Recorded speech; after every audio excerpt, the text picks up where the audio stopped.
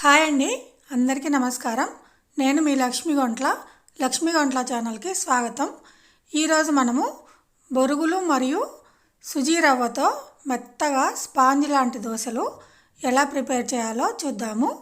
ఇవి అప్పటికప్పుడు 10 మినిట్స్లో రెడీ చేసుకోవచ్చు. అంతేకాకుండా ఈ దోశలు చాలా సాఫ్ట్గా స్పాంజ్ లాగా చాలా టేస్టీగా ఉంటాయి. మీరు కూడా ట్రై చేయండి. ఇప్పుడు ఇవి ఎలా ప్రిపేర్ చేయాలో చూద్దాము. ముందుగా ఒక బౌల్ తీసుకొని 2 కప్స్ బొరుగులు పోసుకోవాలి. చూడండి, నేను ఈ వీడియోలో చూపిస్తున్నాను కదా, ఈ సైజు కప్పుతో 2 కప్పుల బొరుగులు తీసుకొని అందులో తగినన్ని వాటర్ పోసుకొని బొరుగులు మొత్తము కలుపుకొని నానబెట్టుకోవాలి. చూడండి, వీడియోలో చూపిస్తున్నాను కదా, ఈ విధంగా బొరుగులు నీటిలో మునిగేటట్లు నానబెట్టుకోవాలి. ఈ బొరుగులను పక్కన పెట్టుకొని ఇవి నానేలోపు మనము ఒక మిక్సీ జార్ తీసుకోవాలి. చూడండి, ఇప్పుడు ఒక మిక్సీ జార్ తీసుకొని ఇందులో మనం బొరుగులు ఏ కప్పుతో అయితే కొలిచామో ఆ కప్పుతోనే 1/2 కప్పు సుజీ రవ్వ తీసుకొని మిక్సీ వేసుకోవాలి. మిక్సీ వేసుకున్న తర్వాత ఒక చిన్న అంగుళం ముక్క అల్లము ముక్కలుగా కట్ చేసుకొని వేసుకోవాలి. 2 పచ్చిమిర్చి ముక్కలుగా కట్ చేసుకొని వేసుకోవాలి. ఒక మీడియం సైజు పొటాటోను చిన్న చిన్న ముక్కలుగా కట్ చేసుకొని వేసుకోవాలి. తర్వాత ఇందులో అదే కప్పుతోటి 1/2 కప్పు పెరుగు వేసుకోవాలి. పెరుగు వేసుకున్న తర్వాత బొరుగులు మనకు బాగా నానిపోయాయి కదా, ఇప్పుడు ఈ బొరుగులను మిక్సీ జార్లో వేసుకోవాలి. ఇలా బొరుగులన్నీ తీసుకొని మిక్సీ జార్లో వేసుకోవాలి. చూడండి, ఇప్పుడు బొరుగులు మొత్తము మిక్సీ జార్లో వేసుకున్నాం కదా, ఇందులో తగినన్ని వాటర్ పోసుకొని మళ్ళీ మిక్సీ పట్టుకోవాలి. దోశ పిండిలాగా మెత్తగా మిక్సీ పట్టుకోవాలి. చూడండి, వీడియోలో చూపిస్తున్నాను కదా, ఈ విధంగా మిక్సీ పట్టుకున్న తర్వాత మళ్ళీ బౌల్లోకి తీసుకోవాలి. ఇప్పుడు ఈ దోశ పిండిలో ఒక ఆనియన్ను సన్నగా కట్ చేసుకొని వేసుకోవాలి. ఒక చిన్న క్యారెట్ను సన్నగా తురుము పట్టుకొని వేసుకోవాలి. అంతేకాకుండా ఇందులో పచ్చి కరివేపాకును చిన్న చిన్న ముక్కలుగా కట్ చేసుకొని వేసుకోవాలి. కొత్తిమీరను కూడా చిన్నగా కట్ చేసుకొని వేసుకోవాలి. తర్వాత ఇందులో ఒక 1/2 టీ స్పూను జీలకర్ర వేసుకోవాలి. ఇందులోనే రుచికి తగినంత సాల్ట్, అంటే ఒక 1/2 టీ స్పూన్ వేసుకుంటే సరిపోతుంది.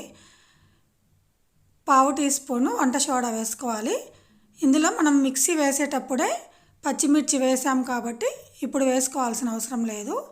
ఇవన్నీ వేసుకున్న తర్వాత పిండిని అంతా కలిసేటట్లు బాగా కలుపుకోవాలండి.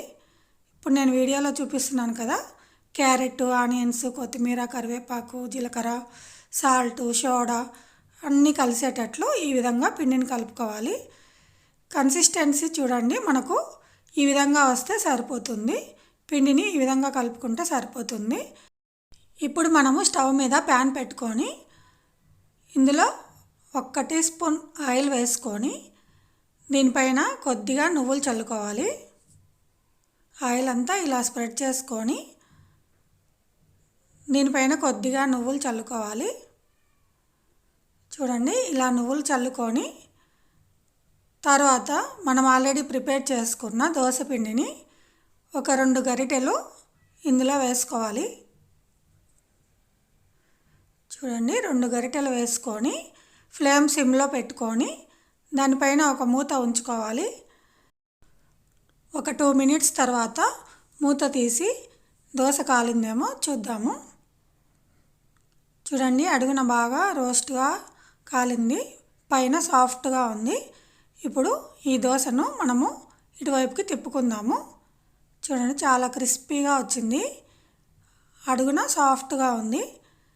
ఇప్పుడు దోశ ఇటువైపు కూడా కాలిన తర్వాత దీన్ని ప్లేట్లోకి సర్వ్ చేసుకుందాము. అలాగే మిగిలిన పిండిని కూడా ప్యాన్లో కొద్దిగా ఆయిల్ వేసుకొని కొద్దిగా నువ్వులు వేసుకొని మళ్ళీ ఒక 2 గరిటెలు దోశ పిండి వేసుకొని మళ్ళీ మనము ఇందాక చూపించాం కదా ప్రాసెస్, అదే విధంగా మళ్ళీ దోశపిండి వేసుకున్న తర్వాత దానిపైన మూత ఉంచుకొని ఫ్లేమ్ సిమ్లో పెట్టుకొని 2 మినిట్స్ తర్వాత మూత తీసి కాలిందేమో చూద్దాము. చూడండి, ఇందాకట్లాగే దోశ పైన సాఫ్ట్గా అడుగున క్రిస్పీగా చాలా బాగా వచ్చింది. చూడండి ఎంత బాగా క్రిస్పీగా రోస్ట్గా వచ్చిందో. ఈ దోశలు చాలా టేస్టీగా కూడా ఉంటాయండి. ఇప్పుడు ఇది అడుగున కూడా కాలింది కదా, దీన్ని ప్లేట్లోకి సర్వ్ చేసుకుందాము. చూడండి, బొరుగులతో వేడివేడిగా మెత్తగా స్పాంజ్ లాంటి దోశలు మనకు టేస్టీగా రెడీ అయిపోయాయి. ఈ దోశల్లోకి పల్లీ చట్నీ కానీ, టొమాటో చట్నీ కానీ, అల్లం చట్నీ కానీ చాలా బాగుంటాయి.